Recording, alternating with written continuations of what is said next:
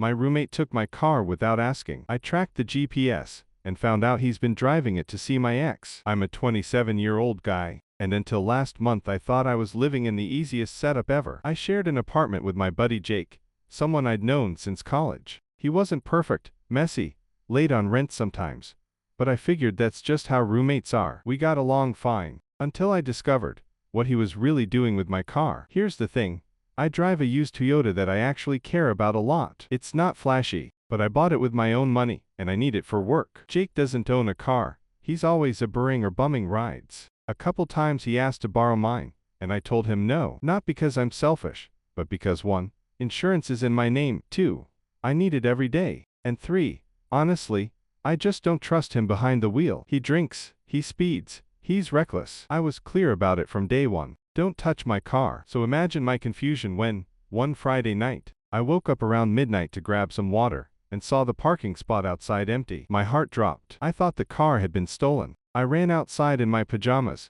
checked the street, gone. I was seconds away from calling the cops when I remembered something. My car has a small GPS tracker my dad insisted I install after it got broken into last year. I opened the app, and my stomach turned. The car wasn't stolen. It was moving. Jake's phone wasn't in the apartment either. That's when it hit me. He had taken it. At first, I was just furious that he'd lied to me, that he thought he could just steal my keys and joyride in my car. But then I zoomed in on the GPS location, and my blood ran cold. He wasn't out at a bar. He wasn't at the store. He was parked outside an apartment complex I knew all too well. My ex. The same ex who cheated on me a year ago, shattered me, and then ghosted me when I confronted her. And now here was my friend, using my own car, without permission, in the middle of the night to go see her. I just stood there in the dark, my hands shaking, staring at the little dot on the map. The betrayal hit me in waves. First her, now him, my roommate, my friend. At that moment, I wasn't just mad, I was planning. When I saw Jake's location outside my ex apartment,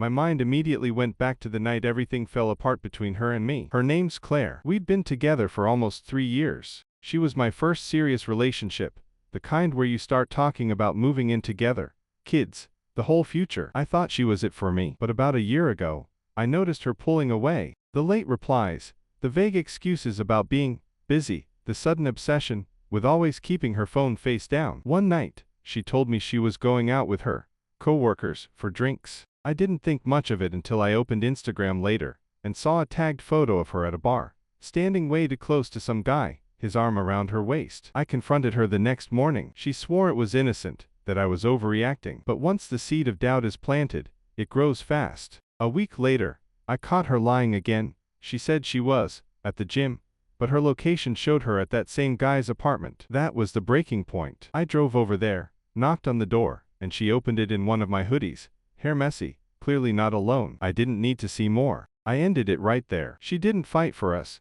didn't even look guilty. She just shrugged and said, maybe we weren't right for each other. That cold dismissal shattered me. For weeks, I couldn't eat, couldn't sleep. I felt like a fool, like I'd wasted years on someone who never loved me back. And guess who was there through all of it? Jake, my roommate, my so-called friend. He bought me beers, dragged me out to parties, to forget about her, told me I deserved better. He was the one who said, screw her, man, she's trash, you're better off. So standing there, staring at my car parked in front of her building on the GPS app, I realized, the whole time he was comforting me, was he planning this? Was he waiting for his shot? I replayed a dozen little things I'd ignored back then. The way he'd asked, so what was Claire like, you know, in bed, after a few drinks, laughing it off when I glared at him. The way he'd save her number on his phone, in case he needed to reach her for me. The way he'd always say she was hot but crazy, like he was testing the waters. I'd brushed it off as Jake being Jake, crude,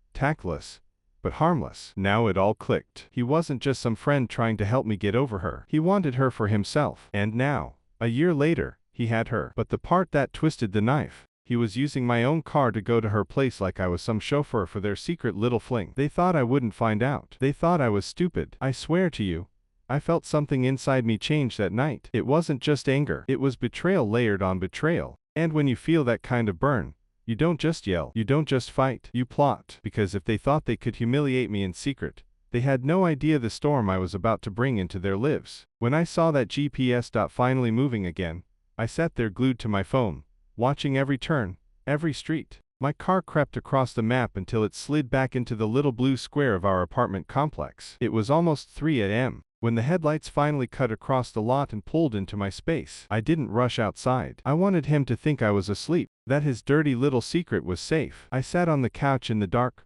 lights off, TV muted, waiting. The front door opened quietly, too quietly. Keys jingled, shoes came off slowly. He was tiptoeing like a teenager sneaking home past curfew. I could smell Claire's perfume on him the second he walked in. That floral scent I'd spent 3 years associating with love now hit me like poison. I didn't move, didn't speak. He shuffled into his room, closed the door, and I just sat there in the shadows, fists clenched. Part of me wanted to storm in, scream at him, drag him out, and make him confess. But another part of me, the colder part, knew that if I exploded right then, it would be his word against mine. He'd play dumb, he'd laugh it off. He'd say, "You're paranoid, bro. I just went to see a friend." No. If I wanted this to stick, I needed proof. I needed him cornered so badly that even he couldn't wriggle out. So I started small. The next morning at breakfast, I acted casual. I brewed coffee, fried some eggs, like it was any other Saturday. When he wandered out of his room, hair messy, yawning like he hadn't just driven across town to hook up with my ex, I forced a smile. "Late night?" I asked, sliding a plate his way. He froze for half a second, then smirked. "Yeah. Just went for a drive. Needed some air." A drive. In my car. He didn't even flinch saying it. I leaned back in my chair, sipping my coffee, pretending not to notice the way his eyes flicked to my keys on the counter. "Funny," I said, keeping my tone light. I could have sworn I heard the car. "Thought maybe you took it out." He chuckled nervously. "Nah, man. Wouldn't do that. You're way too uptight about your baby." Uptight. That word nearly made me slam my mug into his face. But I just laughed with him, fake and hollow. "Yeah. Guess you're right." Inside, though, I was boiling. He was going to sit there and lie to my face, knowing full well where he'd been, who he'd been with. Over the next few days, I played dumb while watching him closer. He was careful, sneaking out only at night, slipping back in quietly, erasing texts as fast as they came in. But he wasn't careful enough. One evening, I accidentally walked past his room while the door was cracked. He was on the phone, whispering, grinning like an idiot. I froze when I heard her name. "Claire." I heard him say, "He has no idea. We're good. Stop worrying." My blood went cold. She was in on it. The two of them, plotting behind my back like I was some joke, some loser too blind to notice. That night, I sat awake until dawn, staring at the ceiling, planning. If I wanted to nail them both, I needed something undeniable. Screenshots. Photos. A confrontation so brutal there'd be no way out. But how do you trap a snake without getting bitten? That was the question that kept me awake. Fists clenched under the blanket, the sound of Jake's laugh echoing down the hall as he texted my ex from my car parked outside. And as the sun came up, one thought burned in my mind. If they wanted to play games with me, they'd chosen the wrong opponent. I knew I couldn't just sit there and stew in anger. If I confronted Jake without proof, he'd gaslight me like it was nothing. I'd be the paranoid roommate, the bitter ex, who couldn't move on. And Claire. She'd deny it with the same cold face she'd given me when she ended us. If I wanted this to stick, I needed evidence so clear it would crush them both under its weight. So I started building my case. First step, the GPS app. I screenshotted every trip he took in my car late at night, every time the dot ended up at Claire's apartment building. I saved the dates, the times, even how long he stayed parked there. Second step, my dashcam. Jake never realized my car had one. It wasn't just for driving. It started recording as soon as the engine turned on. I checked the footage and, sure enough, there he was at the wheel, smirking like he owned the car. On one clip, I heard him on speakerphone. And then, her voice. Claire. Clear as day. She was laughing, telling him to park around back, so the neighbors wouldn't see. That one burned. It wasn't just that they were meeting, it was that they were careful, sneaky, like they'd been doing this for a while. But I wasn't done. One night, when Jake was in the shower, I slipped into his room. His phone was charging on the nightstand. Normally it was locked, but he'd left it face up with a notification lighting up the screen. From Claire. My chest tightened as I read it. Can't wait for tomorrow night. Same spot. Bring his car again. I took a photo of the screen with my phone. My hands were shaking, but not from fear anymore, from adrenaline. Piece by piece, I was stacking the deck against them. The next night, I put the finishing touch on my plan. I decided to bait him. I told Jake I was heading out of town for the weekend to visit family. I even left a bag by the door to sell the story. Then I left and parked my car 2 blocks away, where I could see it from a side street. Sure enough, an hour later, Jake came strolling out of the apartment like he'd been waiting for the coast to clear. He grabbed my keys from under the plant in the hallway, his go-to-hiding spot, apparently, slid into my car, and drove straight to Claire's. I followed, not close enough to spook him, but close enough to watch. When he pulled into her lot, I parked across the street, hidden in the dark. I saw her run out of the building, hair bouncing, slipping into the passenger seat like she'd done it 1,000 times. She leaned over, kissed him, and laughed. In my car. I don't know if I've ever felt rage like that before, but I didn't move. Not yet. I let them drive off together, thinking they were clever. They had no idea every second was being caught on my dashcam, no idea I was snapping photos through the windshield with my phone zoomed in. I tailed them all the way to a late-night diner. Watched them sit in a booth, holding hands across the table like some lovesick couple. She used to do that with me. Same diner, same booth. I felt sick, but I kept recording. When they left, I even got a photo of them kissing by the car before driving back to her place. By the time I returned to the apartment, my folder of evidence was stacked: GPS logs, dashcam clips, text messages, photos. It was airtight. And now I had a choice. I could confront them privately, scream, throw Jake out, block Claire forever. Or I could go nuclear. And I'll be honest with you, I wanted to burn them, to humiliate them the way they thought they'd humiliated me in secret. So I started planning exactly how to drop the bomb. Because sometimes revenge isn't just about exposing the truth. It's about choosing the perfect moment to make sure it destroys them completely. I didn't sleep that night. I lay in bed staring at the ceiling, my phone in my hand, scrolling through the evidence over and over again. Every clip, every photo, every text message. The more I looked at it, the more my anger transformed into something sharper, colder. I wasn't just going to confront them. I was going to make sure neither of them could pretend it didn't happen. For years, Jake had played the loyal friend act, and Claire had acted like she was too good for me. They thought I'd just roll over, that I was too soft, too blind to see what was happening. No. If they wanted to treat me like I was a fool, then I'd give them a stage big enough to choke on their own lies. The timing lined up perfectly. That weekend Jake had planned a little game night at our apartment. He'd invited a handful of friends from college, mutual friends of ours. People who'd known me and Claire as a couple. People who still asked me sometimes if I ever thought about getting back together with her. The irony burned. That's when the idea hit me. I wasn't going to confront them in private. I was going to do it in front of an audience. When Saturday rolled around, I kept my cool. I bought chips, cleaned the living room, even joked with Jake like nothing was wrong. He was in a great mood, laughing, slapping me on the back, talking about how it was going to be a night to remember. He had no idea how right he was. Around 8, people started showing up. Jake was pouring drinks, blasting music, doing his usual thing. Half an hour later, the front door opened and in walked Claire. My stomach twisted, but I forced a smile. I didn't even look directly at her. I just said, "Hey," like she was any other guest. Jake's eyes flicked to me, quick and nervous, like he was checking my reaction. I gave him nothing. Inside, though, I was a storm. Watching them sneak glances at each other across the room, laughing at inside jokes. My fist itched to grab him by the collar and throw him out right there. But not yet. Round 10. When everyone was settled and the drinks were flowing, I stood up and clinked my glass. "Hey guys," I said, smiling like I had some light-hearted toast to make. "Since we're all here, I wanted to share something special with you all. A little story about friendship, loyalty, and, well, betrayal." The room went quiet. Jake looked at me, his grin fading. Claire froze, her drink halfway to her lips. I walked over to the TV, pulled out the USB stick I'd preloaded earlier, and plugged it into the console. The screen lit up. My heart was pounding, but my voice was steady. "See, I've always been told that if someone betrays you, you should let people see them for who they really are. So tonight, let's watch a little highlight reel." Click. The first image popped up.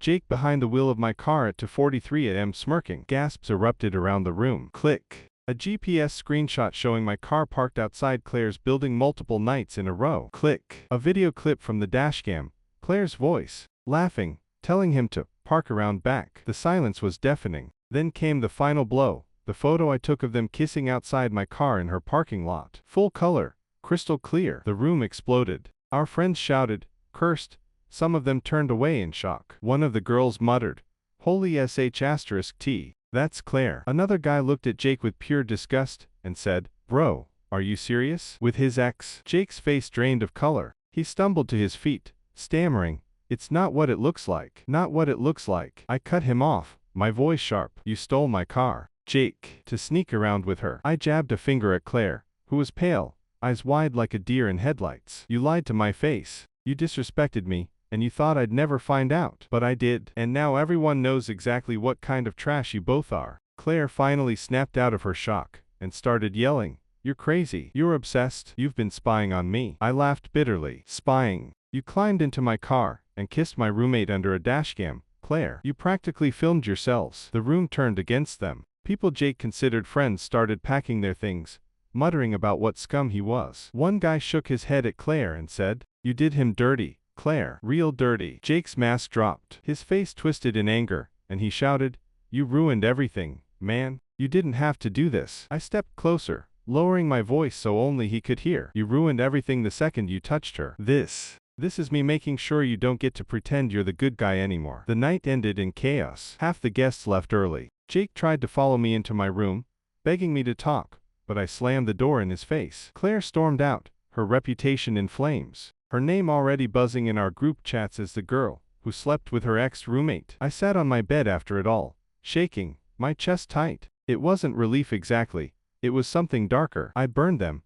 exposed them, destroyed the image they'd built. But I couldn't shake the hollow ache inside me, because even though I'd won, even though I'd taught them a lesson they'd never forget, the truth remained. I'd lost a friend, I'd lost someone I once loved, and the pieces they left behind still cut deep. The morning after that disaster of a game night, the apartment felt like a battlefield. Empty cups and bottles littered the living room, but the real wreckage was invisible. Trust, friendship, whatever scraps of loyalty had been left between me and Jake, all burned to ash. I woke up to the sound of him pacing the hallway, phone in his hand, muttering into it. When I stepped out, he looked at me like a man about to drown. Dude, please, he said, his voice cracking, you didn't have to put me on blast like that. You embarrassed me in front of everyone. You ruined my life. I almost laughed. Ruined his life. He had taken my car, betrayed me with my ex, lied to my face for weeks, and I was the villain. I kept my tone calm, almost cold. Jake, you ruined your own life. I just made sure everyone saw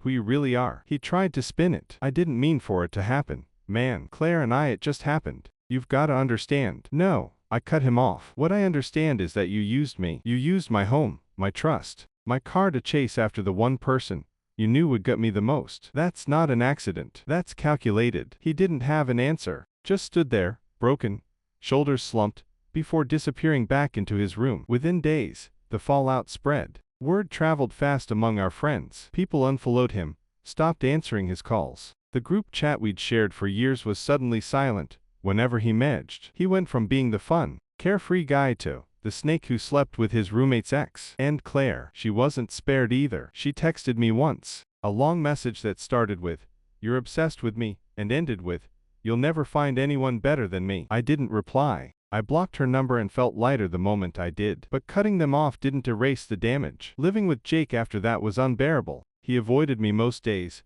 only coming out late at night to grab food. The tension in the apartment was suffocating. One night, I found him sitting on the couch with his head in his hands. He looked up and muttered, "I'm moving out." "Good," I said simply, and that was it. 2 weeks later, his room was empty. For the first time in months, I had silence. No more watching the GPS app with dread. No more pretending not to hear him laughing with her on the phone. No more lies. Just me in my apartment, quiet and clean. But the quiet came with its own weight. Some nights I'd lie awake and wonder why the people closest to me always turned into strangers. Why the girl I gave 3 years to could throw me away so easily. Why the friend I trusted with everything could stab me in the back. The anger kept me strong, but the loneliness crept in. When our mutual friends reached out, some told me they admired me for exposing the truth so publicly. Others admitted they thought it was brutal, but necessary. And then there were the whispers I knew would always follow me. That's the guy whose roommate stole his ex. It's been months now. Jake moved back to his parents' place out of state. Last I heard, he couldn't find anyone willing to room with him again. Claire's new relationship didn't last. Apparently, her reputation caught up with her too. As for me, I'm still here, still driving that same Toyota. Sometimes, when I get in, I remember the night I saw her climb into the passenger seat and laugh like I'd never existed. But then I grip the wheel, turn the key, and remind myself, this car is mine, this life is mine, and no one steals it from me again. Do I regret exposing them the way I did? Sometimes, because revenge doesn't heal you. It just leaves scars on top of scars. But when I think about how they both looked, Standing in that living room, their faces drained as the evidence played for everyone to see. I can't lie. Part of me feels like that was the only justice I'd ever get. So yeah, my roommate stole my car to sneak around with my ex. And I made sure they both paid for it. And maybe one day, when the anger finally fades, I'll find a way to trust again. But for now, I drive alone. Pour des histoires encore plus captivantes, essayez Audible gratuitement pendant 1 mois. Lien en description.